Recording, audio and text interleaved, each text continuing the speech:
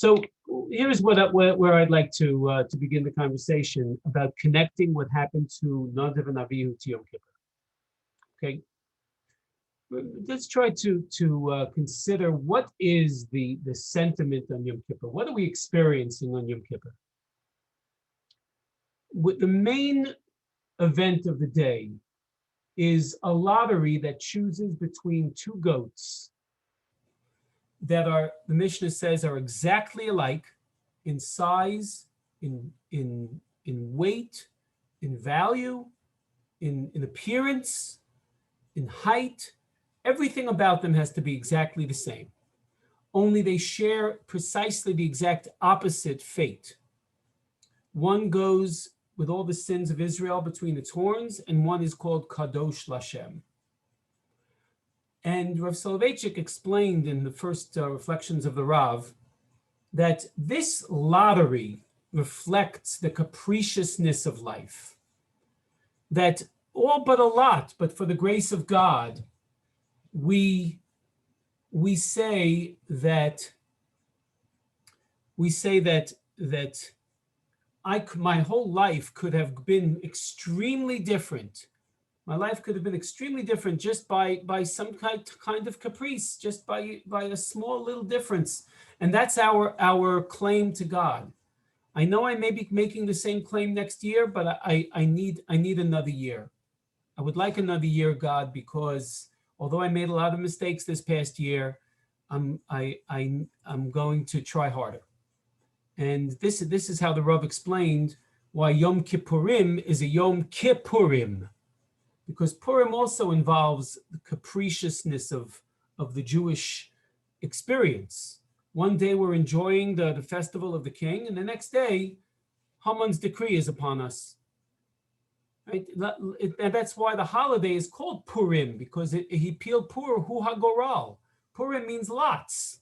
That's the aspect of Purim that's shared with Yom Kippurim, where the lottery, based on a capricious event, determines these two exact opposite directions.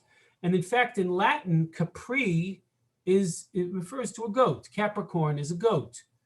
So the capricious nature of the goat, where it just turns on a whim, it turns on a dime, and it just moves very quickly. So that's why we dafka take a goat, or at least one reason why we take a goat on Yom Kippur that reflects this point. So this is the sentiment of Yom Kippur, and there is a drash that's on this first page that you just saw, and it says Hakol kasher lakol mikra echad.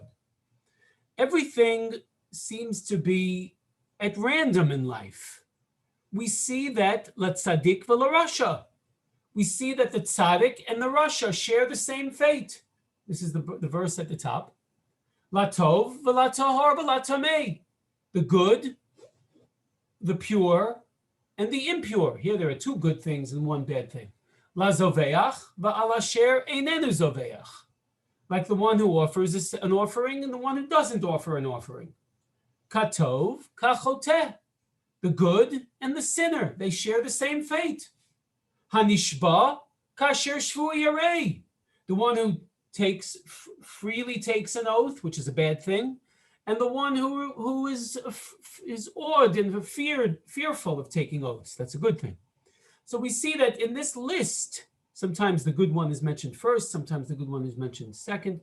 So we see that this medrash is about to cite, I wrote numbers 1, 2, 3, 4, and 5, and then underneath, it gives you all of the different people that manifest this very point, which is, you see, it says that tzaddik, that's Noach. Okay, the reason why the tzaddik is Noach here is because Noach is the only person in the whole Bible called tzaddik, so we don't have much to work with here. So, and we see that there is a rasha that shared the same fate as Noach. The rasha is Paro Necho. I think of all wicked people that shared a similar fate of Noach, we'll see what that is in a minute, it's Paro Necho for two reasons. One, Necho, which means crippled, sounds a lot like Noach. The names are similar. But two, Necho means crippled. right? And you ever hear of a medrash that this source in Vayikra Rabbah cites that says that when Noach did not feed a lion quickly enough, the lion pounced on him and made him a cripple. So you see that Noach was a cripple, he's a tzaddik. Paranecho was a cripple, he was a rasha. He was the Egyptian king who killed Yoshiyahu. So number two, who's the Tov and Tahor and Tamei? So the Tov is Moshe, because Moshe was called Vatirehu ki Tovhu. The Tahor is Aharon. Aharon his job is the purification of Israel. The Tamei, they are the Meraglim, the scouts who were responsible for us spending all our time in the desert. So we see that the Tov and the Tahor and the Tamei all share the same fate. They all died in the desert. They didn't get to go enter the promised land. Again, the same fate is shared by the good and the bad. This goes on. I'm going to skip 3 and 4 and 5 actually. There are just 3 other examples of some good people and some bad people who have shared the same fate in Tanakh, right? And then finally at the very bottom, you see by number 5 where it says Davar Acher, right there, Mikra Echad Elu B'nei Aharon Dichsiv Behu B'Shalom U'B'Mishor L'Rasha Ze Adas Korach Diskiv B'Hon Suruna. The good one is Nadav and Avihu. The bad one is Korach, and they both died. The congregation of Korach, they both died the same death. This congregation are the ones who brought the incense, not the ones who were swallowed up by the earth, but the ones who brought the incense. They were bad guys. And Nadav and Avihu here, this medrash is saying, are good people. Why did they die? We'll get to that. But they're good people. And yet they shared the same fate. This is a Yom Kippur drasha, because we're coming to God and saying, God, I want to be the goat that's Kadosh Lashem. I don't want to be the goat that has the sins of Israel put between its horns. But I understand that the way things are in this world, a lot of things look capricious. I can't help it. That's the way it looks. Rabbi Kelman, there was a page A2 that seems to be missing here, but you see this page is B1. B3, oh no, I think they were back to back. Yeah, that's it. That's A2, if you can turn that over. Okay, this is the medrash immediately following what we just read in Vayikra Rabbah. I would like to concentrate on the fact that Vayikra Rabbah, just for a moment, is one of the oldest midrashim that we have in our corpus of midrashic literature. It is a medrash written in Eretz Yisrael, as opposed to most other midrashim that were written in Bavel. And it's interesting that this medrash, which gives us 12 separate reasons why Nadav and Avihu died, 12 separate reasons, right? In the simple pshat of the Torah, they died because they brought a strange fire. The fire to bring the incense should have been brought from an appointed place, and they brought it from their own kitchen or anywhere. They brought it from a strange place, the strange fire. So there are 12 different explanations given for why Nadav and Avihu died, and I would like to mention all 12 of them right here. They're piling on. And there's one other hint of what I think is going on here, is that this medrash is an Acharei Mos. If I were to write a medrash about why Nadav and Avihu died, I would have put it into Vayikra Rabbah in Parshat Shmini, where they die. Why are you making a medrash in Acharei Mos, where they just mentioned Acharei Mos Shnei B'nei Aharon? Why are you putting a big medrash about all these reasons why they die, not to mention this last thing about these 5 groups that share the same fate, ending with Nadav and Avihu and Korach's congregation who shared the same fate after both bringing incense, right? So if you look, actually, if you see it on the side, I wrote down the 12. If I turn my camera, if I turn it like this, do you see it better, or that's just the way I see it? Is it upside down still or It's not? on the side. It's still on the side regardless. Okay, fine. Forget it. I thought maybe if I. That's okay. I'm That's all sure- right. Okay. This one is not as important, but I just want you to see that it's in Vayikra Rabbah. Look in Parshas Acharei Mos. That's not the place to put a medrash like this. The place to put a medrash like this is Shmini. I'll come back to this. Okay, listen to, I'm going to rattle them off right now. Ready? They paskind halacha themselves without asking Moshe and Aharon, their father and their uncle. 2, they got too close. They went to a place that only the Kohen Gadol was supposed to go. They were not the Kohen Gadol, their father was. 3, they brought a korban they should not have brought. The incense was not something for them to do at that moment. Everybody else was flat on their faces from seeing the fire come down from heaven. So why are they all of a sudden running out to steal the show? They should be flat on the ground with Moshe and Aaron and everybody else. That's called the kreva. 4, Eish Zara, strange fire. 5, Lo natlu eitzu zeh mizeh. They did not ask each other advice. They just ran out and did what they wanted. 6, they were drunk. 7, they weren't wearing the clothing they should be wearing. 8, they didn't wash their hands and feet. 9, they weren't wearing all the clothing they should have been wearing. 10, they didn't want to get married. 11, they didn't want to have children. And 12, this one's fascinating, Zanu einehem min hashchina. To them, the divine presence was just something for their own personal benefit. What a pylon! Why is the Medrash doing all this? So, did you hear all of these already? You know what they are? These are all the things that the Torah says that a Kohen might do that makes him chayav misa, that makes him guilty of dying. Not in courts, but by God. That God will do to a person who doesn't have all the garments, that he didn't wash his hands and feet. It says in the Torah, wash your hands and feet so that you don't die. So we see from there that if you don't wash your hands and feet, you may die, right? So this is a collection of all the things that priests may do in the temple, in the Mishkan, that might make them die. But if you look carefully, see the list 2, 3, 4, 6, 7, 8, 1, 5, 9, 10, 11, and 12. These 12 items I just mentioned, they fall in a very neat category of 2 categories of 6 sins. 6 of the sins I just mentioned 12 of them, refer to things that only a Kohen deserves to die for, which is walking the korbanos, the strange fire. They didn't wear the clothing that they should wear. They didn't wash their hands and feet. They came in drunk, right? But 6 of these things are things that are not necessarily kohanic averos. They're ben adam l'chavero. They're human to human. They could any sin that anybody can commit. They didn't pay attention to their teachers, right?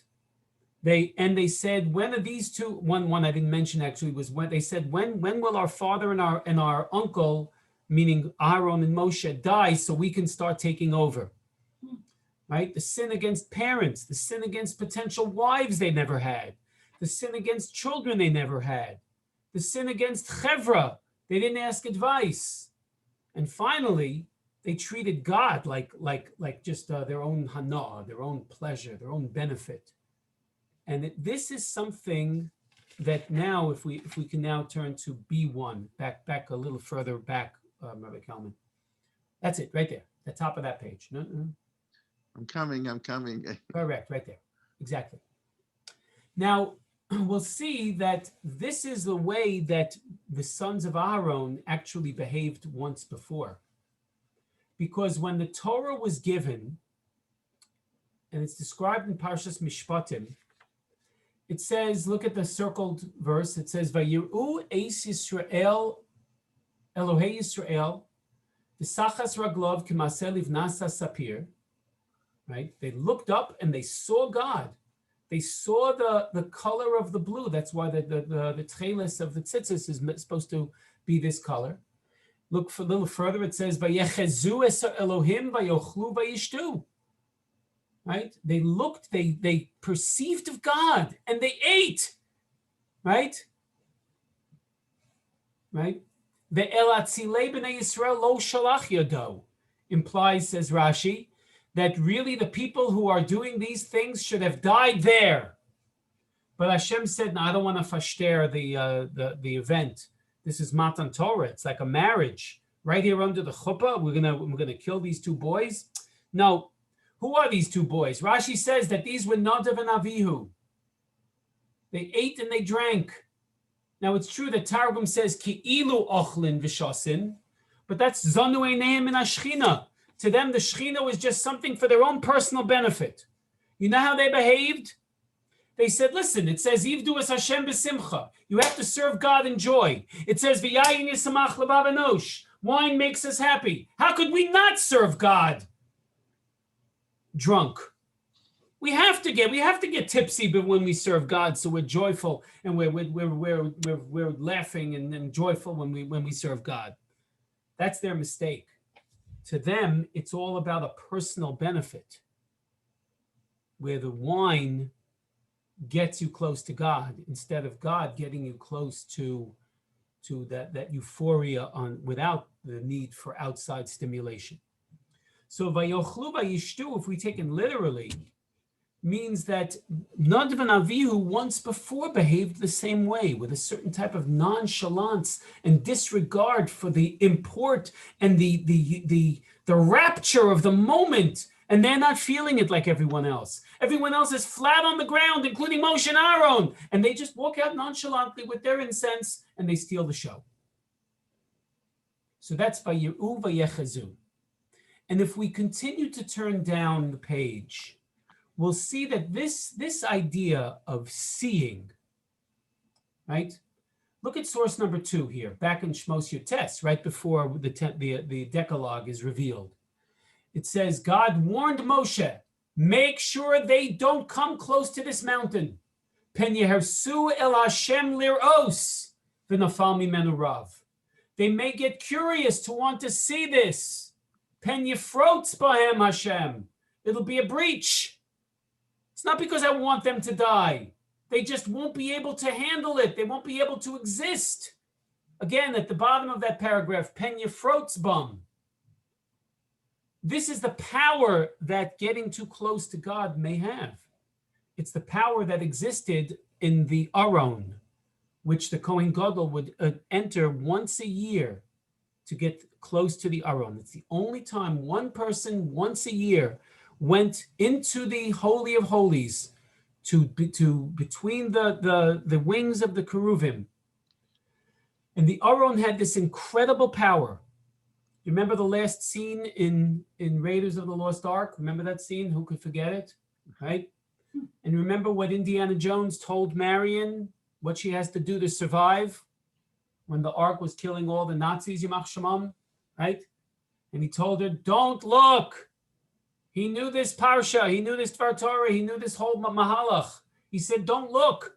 The people of Beit Shemesh looked. Look in source number 3, Vayismechu lir'os.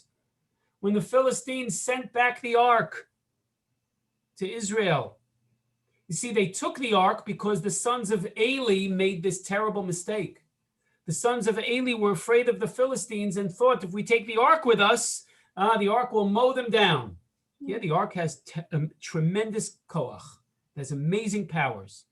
But in the hands of immoral people like you, the ark is just a box of wood and gold. So that the Aron could be taken. The Aron is not inherently holy. If it was, it could never be taken. It's the same mistake that the Israelites made when Yirmiyahu said the Beis HaMikdash would be destroyed. They said, nonsense, God's temple can't be destroyed. It's God's temple. And Yirmiyahu said, Heichal Hashem, this temple is not a temple. Heichal Hashem Hema. The real temple of God is you take care of the widows and the orphans. The next few psukim, Hema is the true Heichal Hashem. That's how you garner the Shechina, the divine presence, which will make you successful.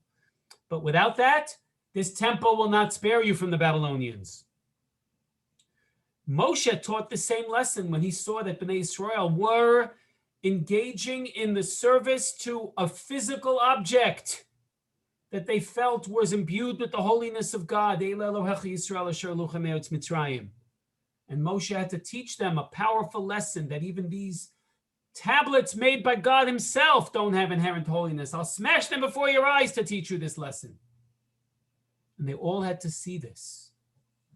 And the people of Beit Shemesh did not treat the Aron with the same respect. So they look a little below that. It says, Vayach ba'anshe Beit Shemesh ki ra'u ba'aron. Ki ra'u ba'aron. They didn't even know this fundamental rule that Indiana Jones knew. Okay, and you look at source number 4, where the Aron, after it was brought home, spent 20 years in the home of a man who amazingly sounds like the 2 boys in our parsha. His name was Avinadav. Avinadav. And after 20 years, David, even though he was rebuffed from building a temple, wanted to bring the Aron back to a holy place, to Jerusalem, that David was building. And David wanted to honor the man who spent 20 years treating the Aron with its required respect. And he wanted to mechabed this man by allowing his 2 sons, Uzzah and Achio, to walk alongside. And as they were walking, this is this week's Haftorah, so pay attention. Okay, as they were walking on the sides, it says that Uzzah pushed up the Aron because it started to slip. Vayishlach Uzzah el Aron Elokim v'echazbo ki shamtu habakar, because the bakar. Now this is a problem for David. David, the Aron should be carried on the shoulders of Kohanim, not the way the Philistines brought it back to Israel on the backs of cows, right? So that's David's issue, and David stopped the procession. He took the blame. In the case of the Torah portion, the celebration continues, but in the case of David's procession, where David is in charge, the trespass ends the celebration, because as soon as Uzzah touched the Aron, he was electrocuted or something. He just died. Right? And David said, "Vayicharlu David al asher paratz Hashem peretz beUzzah, vayikra lamakom ahu peretz Uzzah." Like just above this, you see the word, same word, pen yifrotz bam, pen yifrotz bahem Hashem. It's not that he died as a punishment.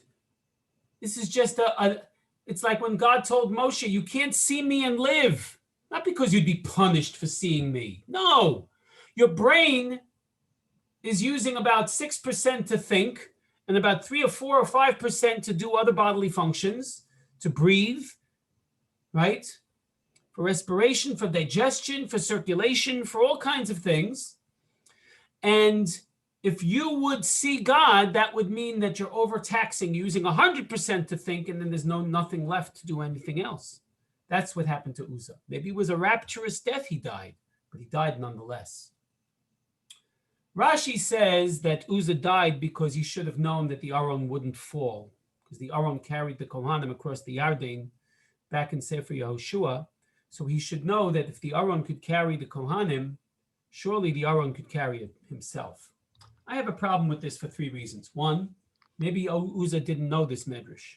2, maybe he knew the medrash but disagreed with it, like Radak. 3, maybe he knew the medrash, agreed with it, but just didn't think of it at the time.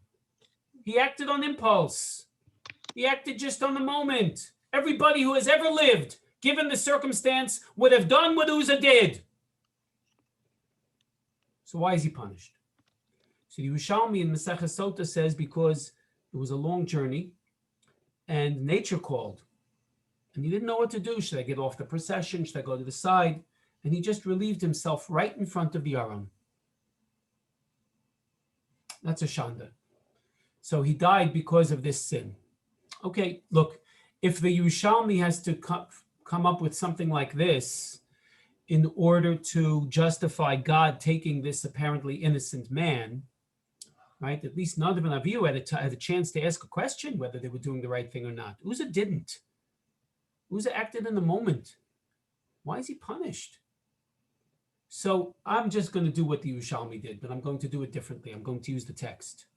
I'm suggesting to you that Uzzah suffered from Munchausen's syndrome by proxy. He wanted to be a hero by making it look like he saved the Aron. So look at the pasuk again. Vayishlach Uzzah el Aron ha'elokim.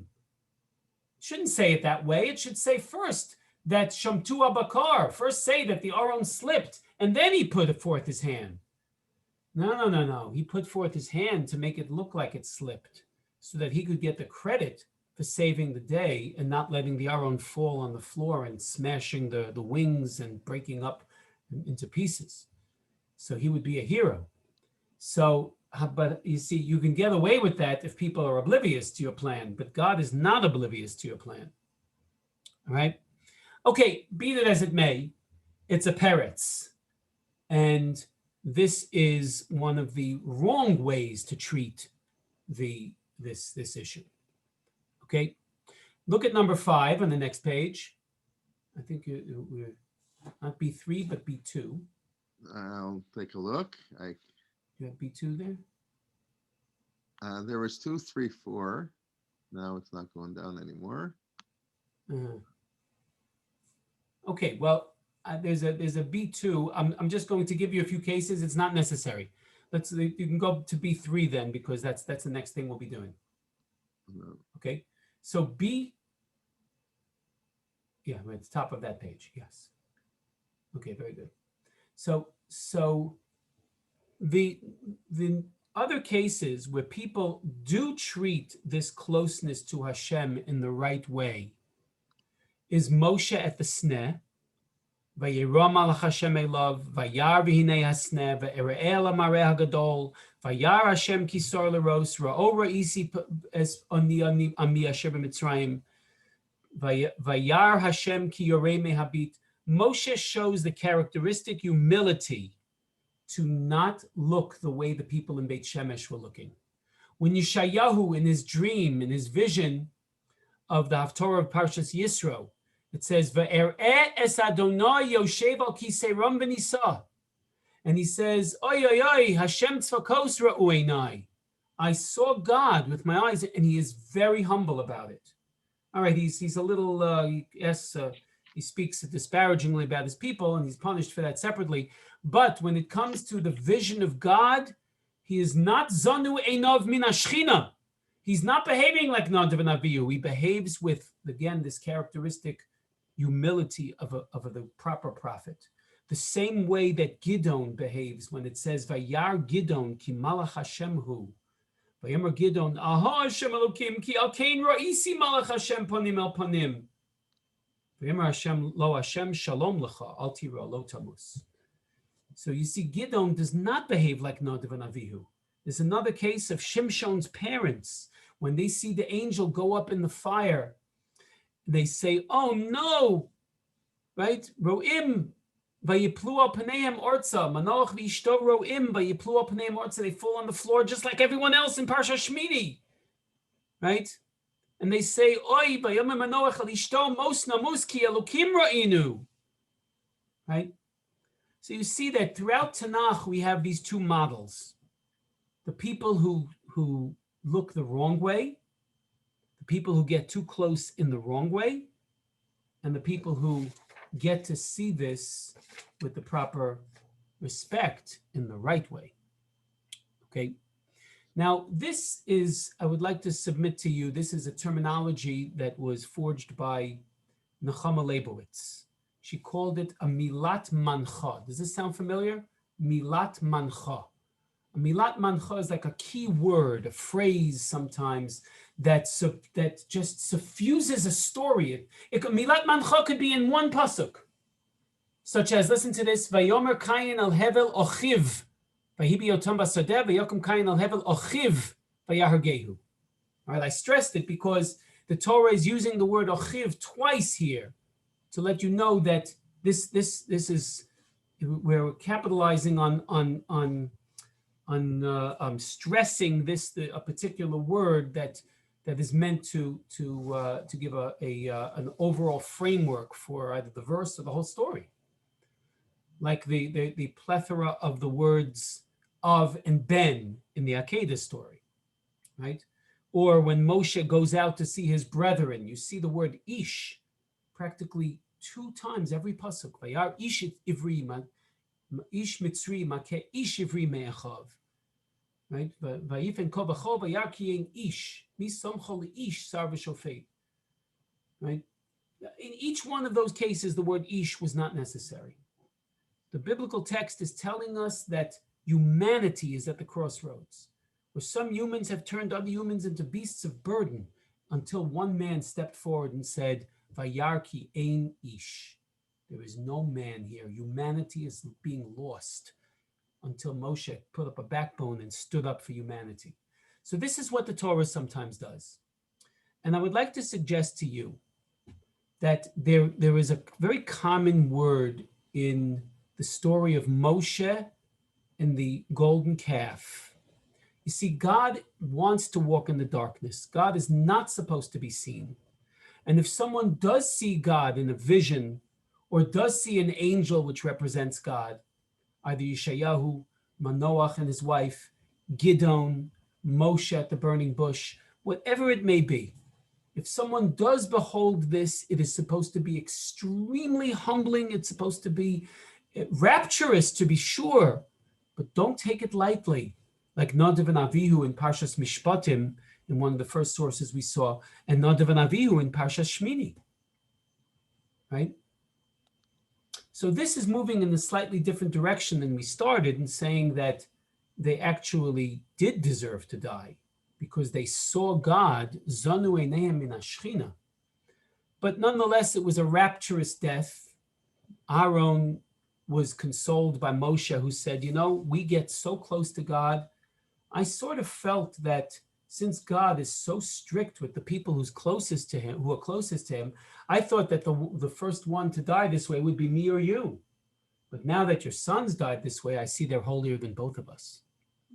This Milat Mancha appears again and again in the story of the golden calf. You're not supposed to look at something and think of God. God is everywhere. God is not the Beis HaMikdash. He's not the Aron. He's not the Luchos. He's also not the Nile and not the sun and not any other thing that can be turned to blood or be blocked out in darkness, and therefore the Nile god and the sun god are wiped out. God is not to be represented by anything.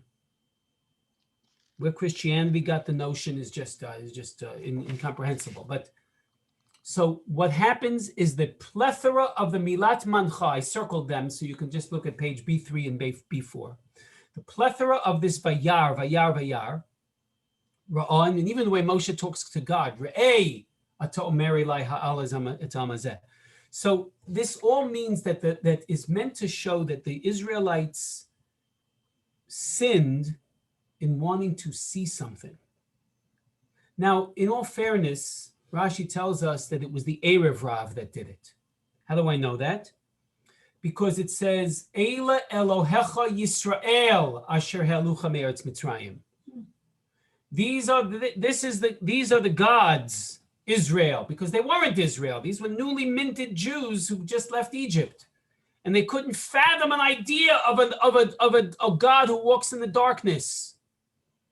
And I'd like to suggest to you also that there is a very powerful Milat Mancha at the end of page B4, which you're looking at right now in Bereshis Perek Chav Beis.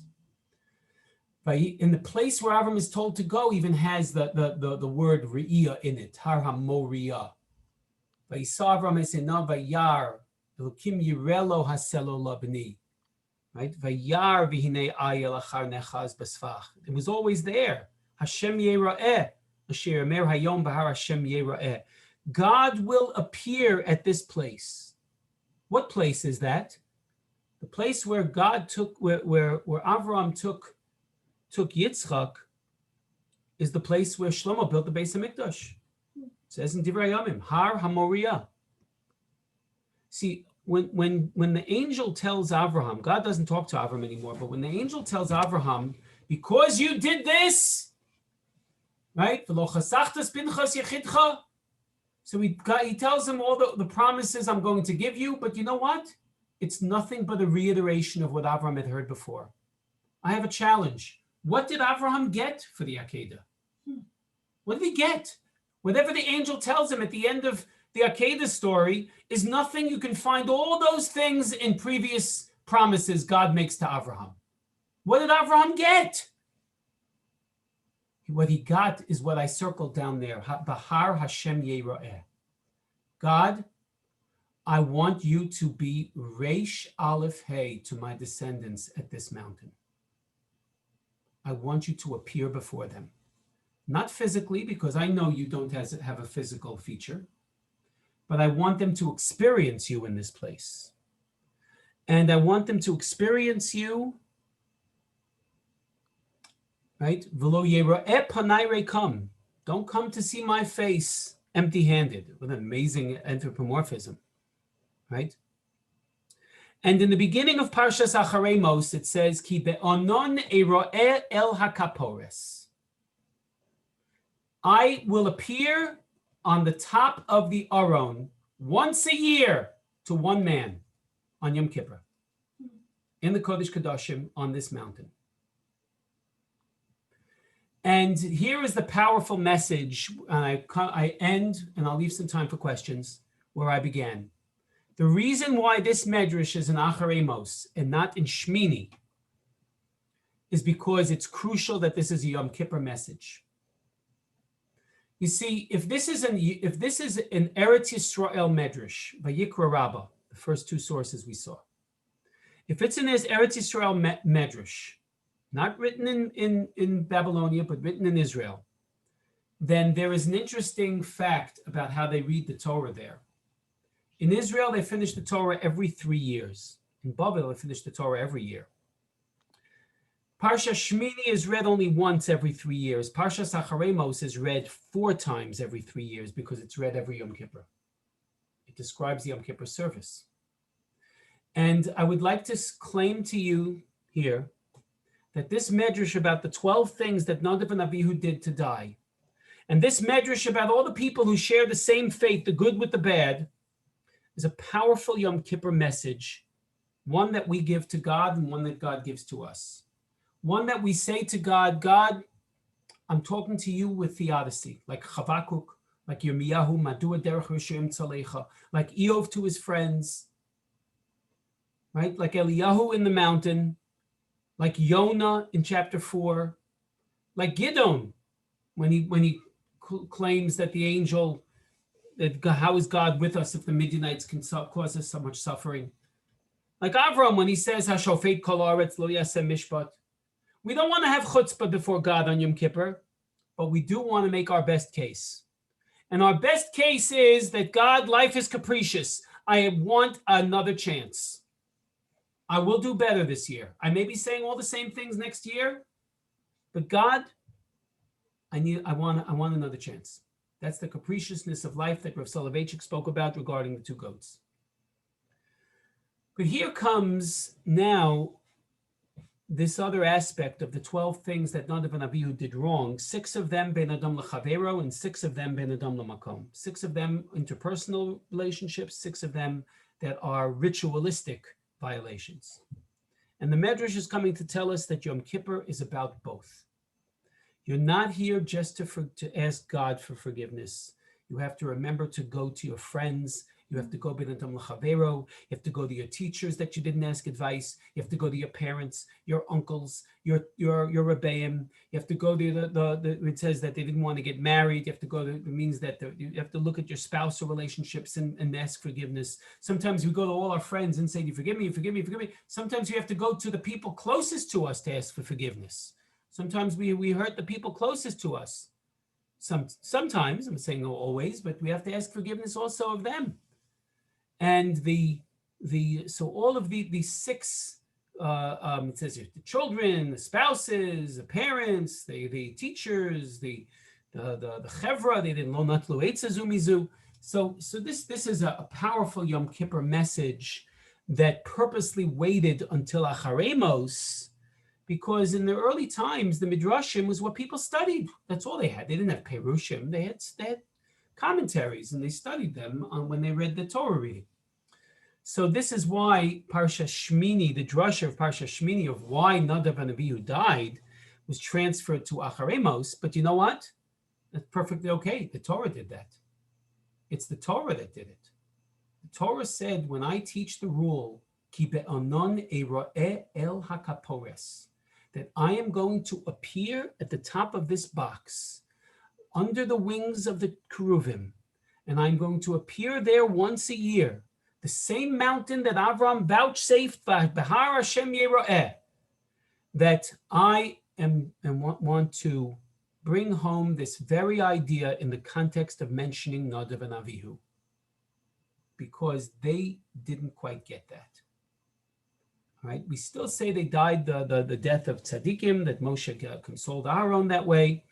But nonetheless, we see as we break off these two different realms, right? The Yeshayahu's, the Gidon's, the Shimshon's parents, and Moshe's on one side, but the Nadav and Avihu's and the people of Beit Shemesh and Peretz, Uzzah on the other side, that there has to be this type of re'iyah, if you will, with the proper respect that would show the necessary fear and the necessary distance, if you will. We shouldn't feel that we're so comfortable, like on first name basis.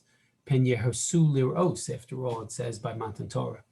Okay, so that's what Avraham got for us at the Akedah, and that's what Harabayas is for. That's what Yom Kippur is for. And I close by answering the initial question, that the reason why Parshas Acharemos begins by mentioning the Bnei Aaron is because it teaches us what to do on Yom Kippur, and there is a powerful, it's almost a dichotomy of what Nadav and Avihu isn't, is what Yom Kippur is supposed to be, right? Is to see God, to I really want to see you, right? George Harrison said, but is to see God with the proper respect and the proper intention that wouldn't lead to the deaths as we saw with Nadav and Avihu. I was told to leave some time for questions, which I'd like to do now. Maybe Rabbi Kelman, if you can, how would you like to? Okay, so just chat looking room in the and chat box here, yeah. Chat?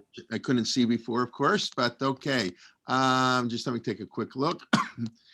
Who was a chassid who said Aaron did not know his sons had died? That's right, Rav Yehuda HaChassid, who said that. Somebody asked if before he answered that, right? 12th, 13th century Ashkenaz, okay.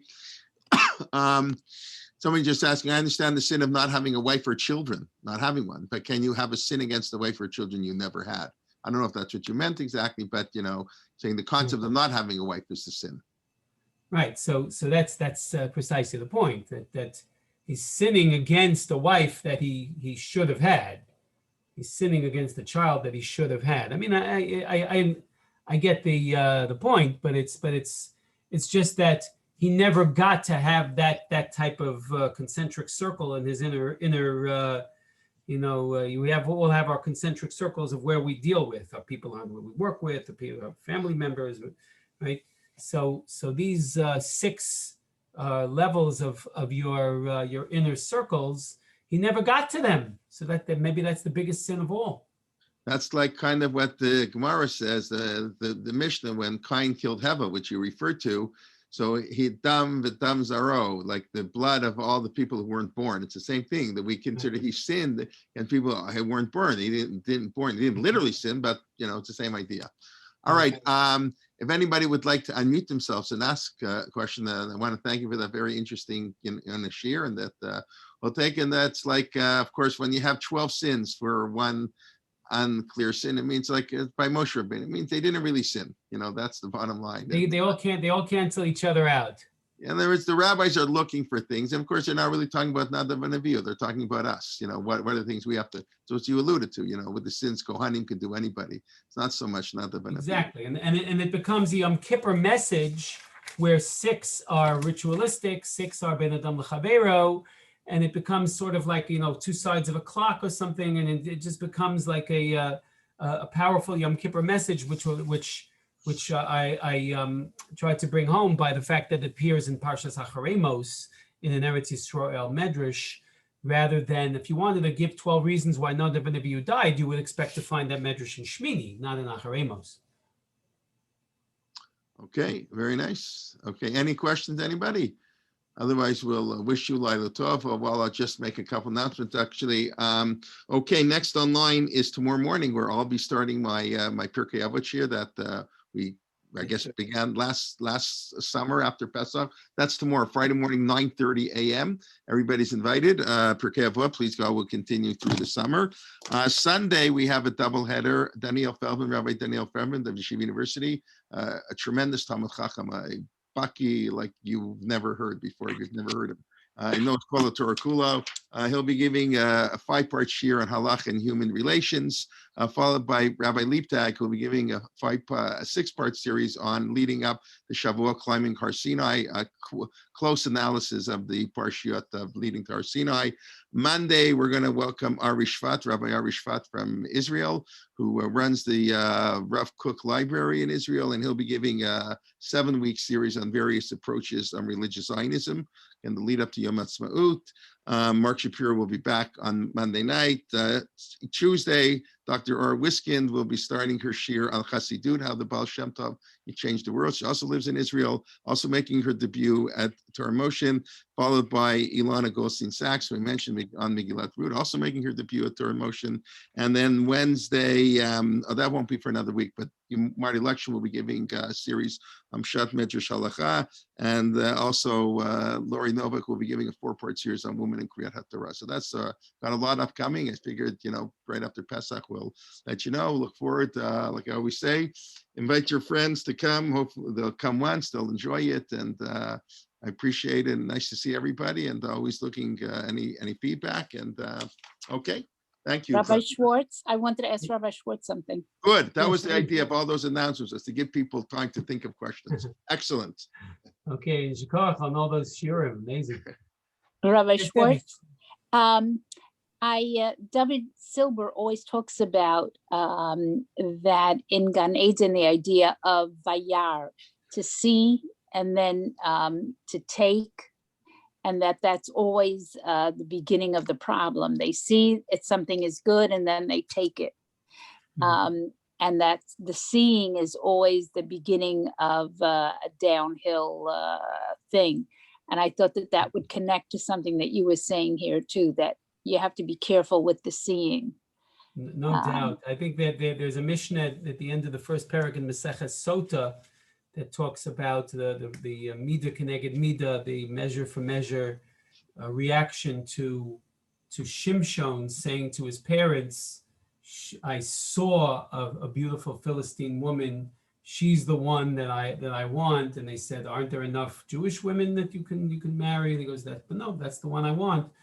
So, Shimshon has this motif of a he's the only child of parents. They waited a long time to have him. They probably indulged him. Other parents might have told Shimshon, over my dead body, and they were marrying a Jewish girl. But they, of course, it was part of God's plan of wreaking vengeance on the Philistines. But nonetheless, so he says, but that's the one I saw. Soroisi. So the midah keneged midah, of course, is that at the end of the story they blind his eyes. Blind his eyes, right? At which time, if you recall, if you ever saw the movie with Victor Mature, he says, I never saw so clearly as I do now, as I did after the Philistines blinded me. Because before them, I was blinded by what my eyes actually, the sense data, so to say, that his eyes actually saw. But now that the Philistines robbed him of that eyesight, he now saw much more clearly than ever before. Right? That's a very, very common milat mancha. When Avraham sees the 3 angels, it says Vayar b'hinei shlosha anoshim nitzavim Vayar atzli krasam. Right. First Vayar was just to see that they looked like 3 men in the distance. The second Vayar is that second eye that was supposed to have, that third eye, if you will. It also says Vayisa einav. Right. So it's like he has this extra vision to know that they look tired and hungry. We see things all the time, but where the Jew is supposed to see into the things. Vayar v'hinei ish mitzri makei ish shivir be'achav. Vayar v'yifen kol v'achav. Right, so you see it by Yosef also when he sees the butler and the baker. So it's I heard it as a drash once at the funeral of a blind man, Yosef Wanevsky. Maybe some people here remember him. When Rabbi Chalap spoke at his funeral, he spoke about the 4 minim of Sukkos. We have one spine, so we take one lulav. We have one heart, we take one esrog. We have 2 lips, we take 2 aravos. But we have 3 eyes, because we have three hadassim, because we have to have 3 eyes. And Avraham is often contrast with Bilam in Pirkei Avos, where Bilam has 1 eye in the Gemara in Chelek. It's fascinating. In the Haggadah, Bilam just has 1 eye. He's like Cyclops, just 1 eye. He sees 1 dimension. He doesn't see anything but what he feels is his own interpretation of things. And so that's the contrast with Avraham. Avraham not only has 2, he has 3 eyes. That extra eye that we all are supposed to have. Thanks for bringing that out, Debbie. Yeah, thank you. Okay.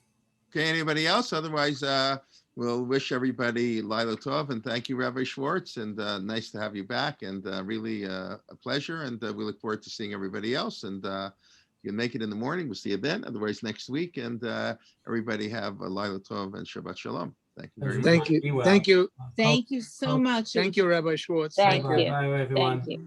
Wonderful. Really, really wonderful. Thank Thank you. you so much. It was A pleasure. Be well, Sharon and Richard. Be well. Kol Tuv. Take care. care. Thank All you. the best. Bye-bye. Shabbat shalom.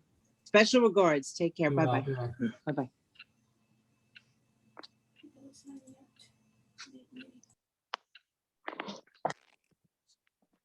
Beautiful.